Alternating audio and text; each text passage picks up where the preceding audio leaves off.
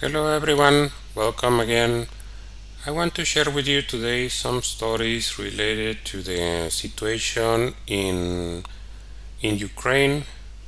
So let's start with this story. This one comes from Russia Today. It's reporting about the reaction of this report from Amnesty International. So it says Zelensky accuses Amnesty International of supporting terrorism. Amnesty has stuck by its report that Ukrainian forces endanger civilians. So he basically says Ukrainian President Vladimir Zelensky has accused Amnesty International of siding with terrorists after the organization condemned the Ukrainian military for placing weapons in civilian areas in violation of humanitarian law. So Zelensky said, "Today we saw a report by Amnesty International which unfortunately tries to amnesty the terrorist state and shift the responsibility from the aggressor to the victim. If someone makes a report that puts the aggressor and the victim on the same level, this cannot be tolerated. Ukraine is a victim. Anyone who adopts this is an accomplice of Russia and a terrorist themselves and a participant in the killings."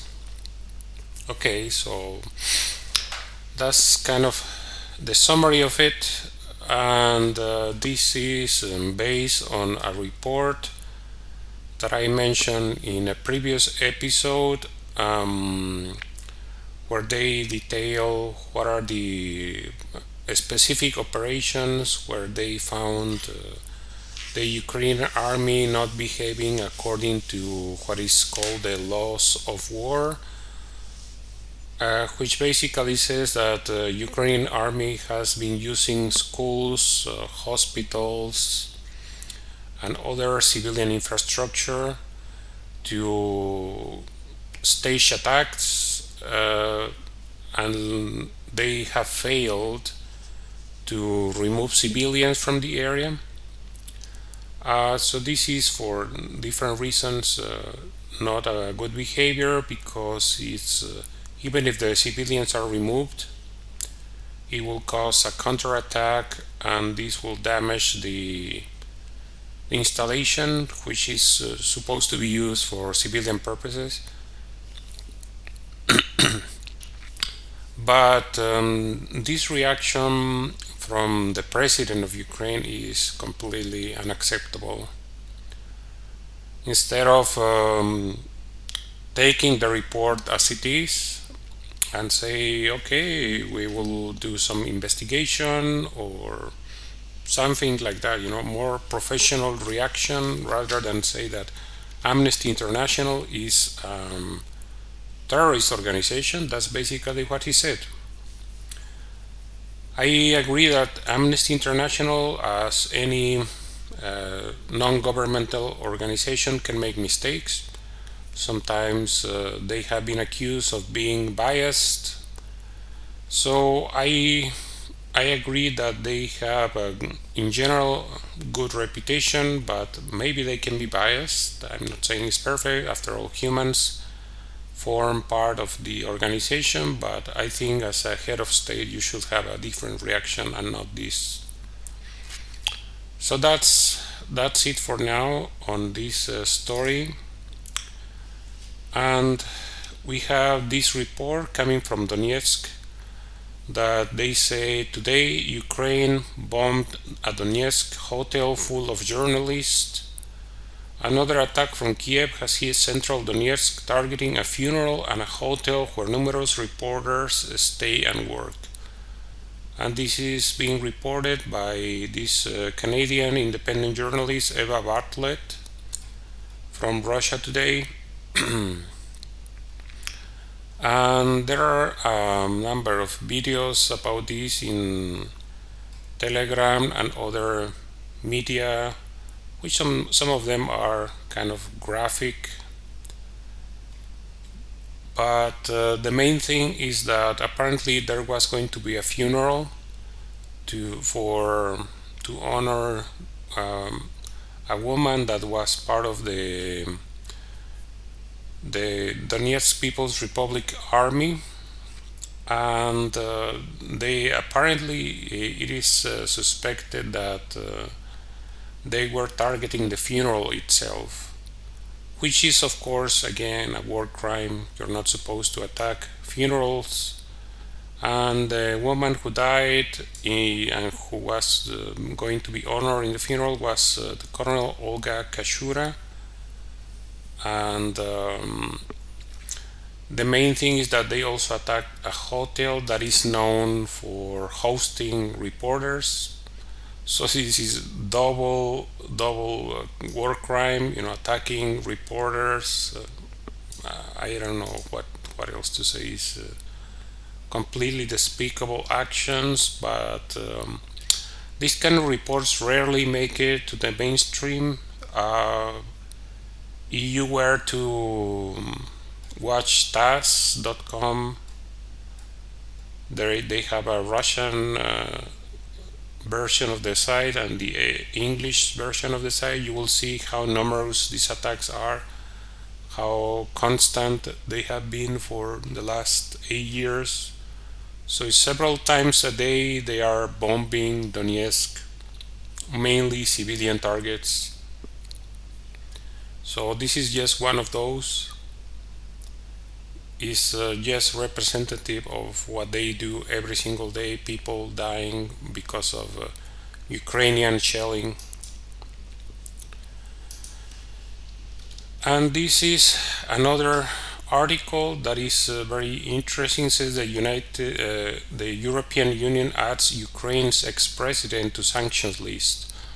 Brussels accuses former President Yanukovych and his son of undermining Ukraine's independence. So you see here in a photo former Ukrainian President Viktor Yanukovych, and it is a very strange situation.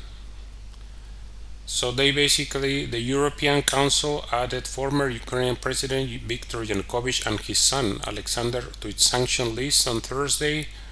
They accused the former Ukrainian leader, ousted during the 2014 CUP, of playing a role in undermining or threatening the territorial integrity, sovereignty, and independence of Ukraine, as well as its stability and security.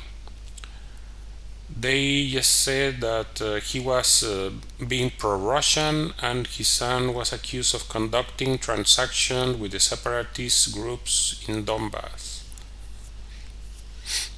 And there is some kind of rumor that they mentioned here that is the first time I hear this rumor, that they say that there is a plan by Russia to install Yanukovych as president of Ukraine after, I don't know, after the military operation ends there. I never heard of that, so that's new for me. And this again follows this tendency of the European Union to just adding people, random people to sanctions list, including the United Kingdom sanctioning their own citizen who is a journalist. And this is just more nonsense from the United Kingdom. Is just unbelievable, this kind of behavior. The name of the British journalist is Graham Phillips, and he has been reporting from the Donbass for over 8 years, and they have sanctioned him and confiscated all his assets, blocked all his accounts for no other reason than from reporting what he sees in the Donetsk and Lugansk for over 8 years. So despicable action by the UK government. And I want to mention this article from Fox News. This was published originally on July 18th, and the title is Biden's 5 failures in Ukraine that only embolden Russia. And they mentioned some of them, but first one is they say not only has the Biden administration failed to deter Putin, its action gave Russian forces a head start. Some nonsense. They are really not so important. You can read them if you want to. I just want to highlight the final one, the last one, where they talk about the unlimited security assistance to Ukraine with no oversight and without demanding that Ukraine. President Zelensky set realistic war aims, is prolonging the war while depleting our own weapons stockpiles. The US has already authorized $54 billion in military assistance, traditional foreign aid to Kiev, with $8 billion already spent since the beginning of the Biden administration. And here is the highlight. They say there is no amount of money or weaponry that will be sufficient for Ukraine to achieve victory as defined by Zelensky, because Russia's military is disproportionately more powerful than Ukraine's. While the Ukrainian leader has displayed extraordinary talent to rally the support of the entire Western world, his stated war aims are unrealistic. Zelensky wants to push the Russians, who now control 20% of Ukraine, completely out of his land and has refused to negotiate with Putin. Putin, however, is highly likely prepared to keep going regardless of how costly that highly consequential fight for Moscow will be. Okay, so this is coming from a Western media, remember. So what they are saying is exactly what I have been reporting for a long time, probably since I started participating with my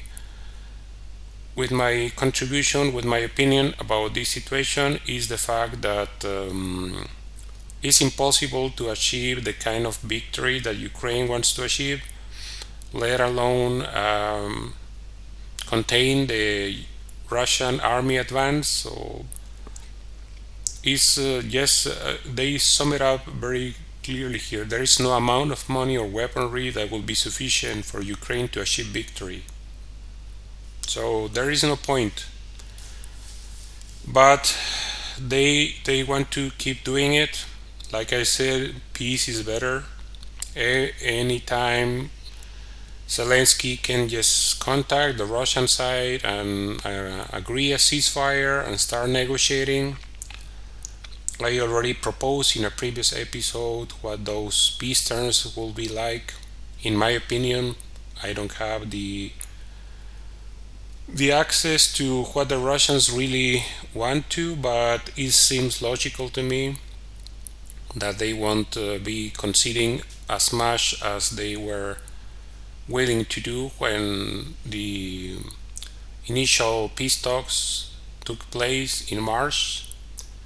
So that's a completely different scenario. 5 months later, probably Russian side will be in the position to dictate the terms, which will be amounting to basically capitulation and unconditional surrender. That's what in my opinion, that's what the Russian side will impose. So, however, that is much better than continue the war. Every day, young men and women, children are dying. Some of them are civilian, some of them are people fighting in the army in both sides, so there is no need for this to go on. In my opinion, peace is much better. And the last one is this report that says that Russia has overtaken the US to become India's third largest coal supplier in July. So, as you know, Russia became India's second largest oil supplier, replacing Saudi Arabia, and now just recently overcame the United States as the third largest coal supplier for India. So that is significant. They have increased their exports to India, and this is significant for the economy of Russia. This is part of the tendency of the Russian state to move away from the West. they are trying to find clients anywhere else that is not part of the European Union. So, and they're having success doing this. India and China have become one of the biggest clients for Russian energy exports. So this is the current situation. Let me know what you think about it. And as always, I want to remind you of the opportunity to help me support my work as a content creator. In the description of each episode, I include information about different platforms you can use to support my work with donations. If you want to, you can also share the episode in social media and subscribe. I hope to see you again very soon. Thank you for watching.